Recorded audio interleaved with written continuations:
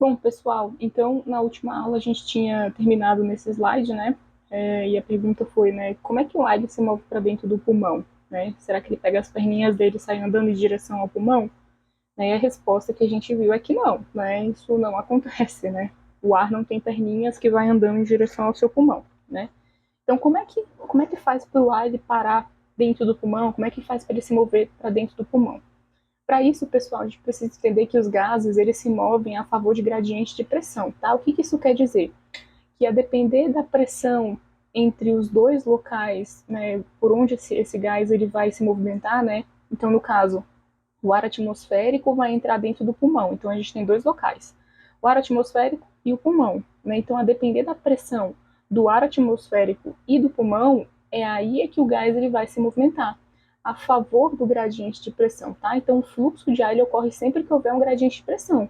Eu preciso ter diferença de pressão para poder movimentar o ar, senão isso não vai acontecer, tá? O fluxo global do ar, né, como fluxo sanguíneo, ele ocorre de áreas de maior pressão para áreas de menor pressão. Ou seja, locais de maior pressão, a tendência do gás é se movimentar para locais de menor pressão daquele gás, tá, pessoal? Isso a gente viu bastante, né, na parte de química, quando a gente lida com a questão de difusão, né, a gente vê que elementos químicos, né, as moléculas, elas se difundem de lugares onde tem mais dela para onde tem menos dela, né? Então, de onde tem mais daquela determinada molécula, sai para regiões onde tem menos daquela molécula. E a mesma coisa aqui, né? Na ventilação, a gente não tem moléculas, né? E a gente não tem concentração. O que a gente vai ter é pressão de um gás, né? De um determinado gás. Então, o gás ele vai se movimentar dependendo do gradiente de pressão desse gás, tá? Para que a gente possa mexer nas pressões desse gás, a gente depende do movimento do tórax durante a respiração. E isso é que vai determinar a movimentação dos gases no nosso pulmão, tá, pessoal? E para explicar isso, existe uma lei, né, chamada lei de Boyle. A lei de Boyle, o que me diz a lei de Boyle? A lei de Boyle, ela me diz que a pressão de um determinado gás, ela é inversamente proporcional ao volume ocupado por esse gás, né? Ai, Ana, não entendi. Calma, vamos ao exemplo. Então, olha aqui para essa imagem, né? A gente percebe que o volume, ou seja, o espaço ocupado por um gás, ele é maior do que comparado à segunda situação. Mas vamos analisar a primeira situação. O volume do gás, ele é maior do que comparado a esse, tá? O que quer dizer que as moléculas desse determinado gás, elas têm mais espaço para se movimentar. Como elas têm mais espaço para se movimentar, o atrito entre elas é menor, ou seja, a pressão entre elas é menor, né? Agora, se a gente for analisar outra situação aqui, se a gente diminuir o volume, ou seja, o espaço que é ocupado por esse gás, essas moléculas vão ter um atrito maior e a pressão dentro desse local ela vai aumentar, né? E é isso que a gente vê aqui nessa situação. Então, aqui a gente tem um volume de 1 litro. Se a gente reduz esse volume pela metade, olha o que acontece com a pressão. Antes a pressão estava de 100, ela acaba subindo para 200, ela dobra, né? Então, o volume de um determinado gás é inversamente proporcional à pressão exercida por esse gás, né? Então é isso que me diz a lei de Boyle. Ana, mas o que isso tem a ver com a ventilação? É porque a ventilação ela ocorre dessa forma, tá? Os nossos músculos respiratórios, eles trabalham mudando o volume do nosso tórax. Então eles aumentam o espaço que é ocupado pelo gás, né? Sendo assim, se eles aumentam o espaço que é ocupado pelo gás, a pressão desse gás, ela consequentemente, ela vai diminuir, tá?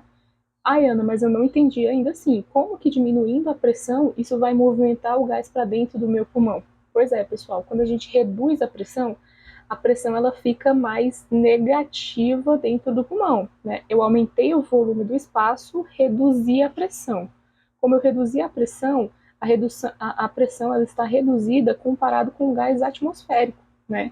Então, como o ar atmosférico ele tem pressão maior do que a pressão dentro do pulmão, lembra, o gás ele sempre vai se movimentar de onde tem maior pressão para onde tem menor. Como a pressão dentro do pulmão está mais negativa, a tendência do ar é sair do meio externo e entrar para o pulmão.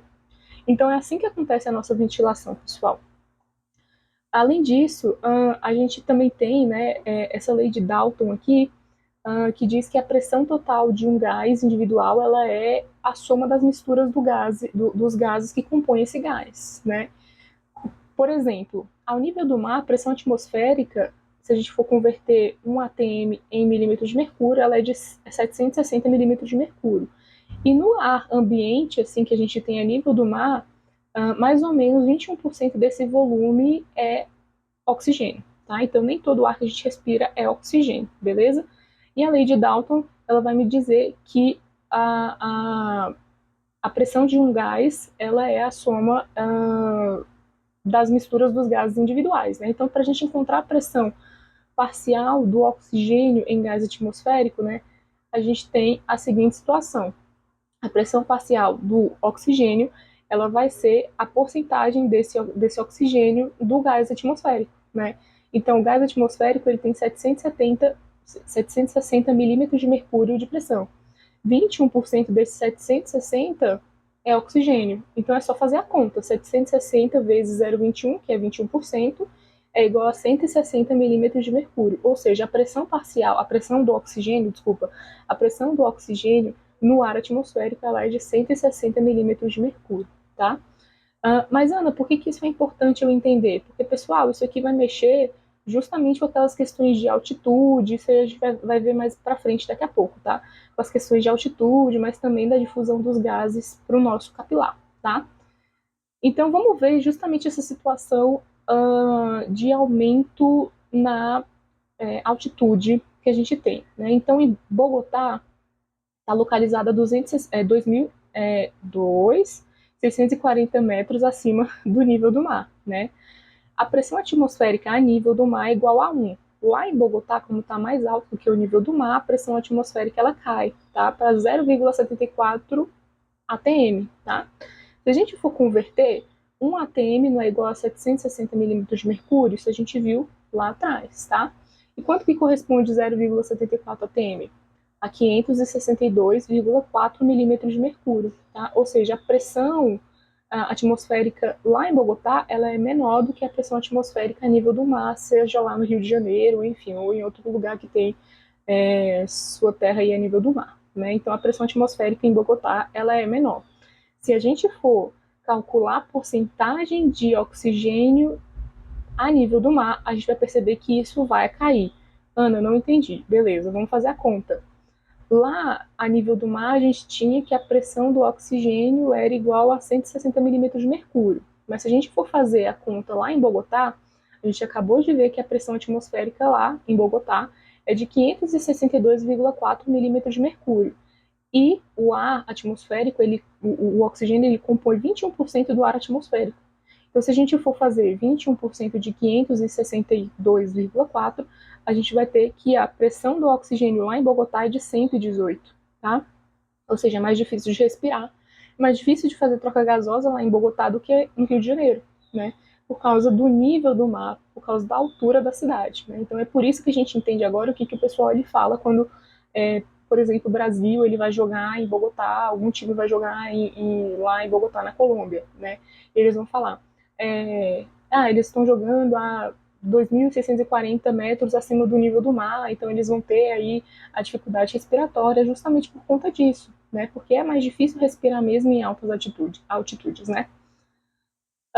Pessoal, na próxima aula a gente vai falar um pouco mais sobre volumes e capacidades pulmonares, tá? O que a gente precisa entender, o que a gente viu aqui foi justamente sobre pressões aí do ar atmosférico e como o ar ele se movimenta para dentro do pulmão, né? Ou seja, a caixa torácica ela aumenta de volume por movimentação dos nossos músculos respiratórios e por diferença de pressão do ar atmosférico dentro do pulmão, esse ar atmosférico se movimenta para dentro do pulmão, tá? Mas na próxima aula a gente vai falar um pouco sobre volumes e capacidades pulmonares, tá, pessoal? E aí a gente vai ver um pouco mais aí sobre o que compõe os volumes e as capacidades pulmonares, beleza? Até a próxima!